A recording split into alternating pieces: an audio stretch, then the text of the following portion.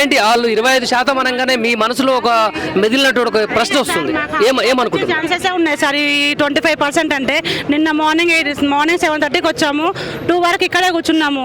మాట్లాడాక గొడవలు gates open చేస్తే ఇద్దరు పెద్దవాళ్ళు వెళ్ళి మాట్లాడారు. వాళ్ళు 15% మీద వాళ్ళు స్టాండ్ అయి ఉన్నారు. లేదు సార్ 5% అని మేము స్టాండ్ అయి ఉన్నాం. మాకు కావాల్సింది ఒకటి సార్, 5%.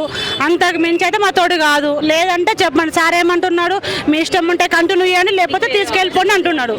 అడ్మిషన్ అదేదో మేము అడ్మిషన్ తీసుకున్నట్టు మాకు క్లారిటీ చెప్తే మేము జాయిన్ చేసుకోం కదా సార్. మా దగ్గర స్కూల్ మాకు చాలా ఉన్నాయి కదా. ఇప్పుడు కార్పొరేట్ స్కూళ్ళలో అన్నిట్లలో పెంచారంటున్నారు.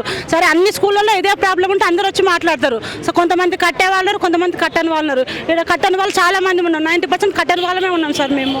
ఎక్కడైనా వెళ్ళాలి. ఇప్పుడు విద్యాశాఖ మంత్రి కూడా సీఎం సారే, రేవంత్ రెడ్డి గారు. రేవంత్ రెడ్డి ఏమైనా స్పందిస్తే ఈ కార్పొరేషన్ స్కూళ్ళ మీద కొంచెం మాకు ఇంట్రెస్ట్ పెడితే మా పిల్లలకి కొంచెం అన్నది మాకు బెనిఫిట్ అవుతుంది సార్. మాకు ఇంకా ఒక బాబు ఉన్నాడు. బాబు ప్రస్తుతానికి నర్సరీ. నెక్స్ట్ ఇయర్ బాబుని జాయిన్ చేయాలంటే నర్సరీ టు 10th వరకు మేము దగ్గర 7-8 lakhs వరకు మేము కట్టాలి. ఎక్కడి నుంచి చేస్తాం సార్? మిడిల్ క్లాస్ వల్ల మేము ఏదో బతుకుదెరువు కోసం హైదరాబాద్కి వచ్చి బతుకుతున్నాం. మా పిల్లల కోసమే కదా మా భవిష్యత్తు అన్నది. ఫీజుల కోసం ఎన్ని అంటే ఎక్కడి నుంచి చేస్తాం సార్? స్టేషనరీ ఇంత అమౌంట్ అవుతుంది. మధ్యలో యాక్టివిటీస్ అంటారు. సరే, అన్నిటికీ భరిస్తున్నాం కదా మేము. అవన్నీ ఏమి ఇష్యూ అనట్లేదు. మాకు ఓన్లీ 5% ఫీజు తగ్గించాలి.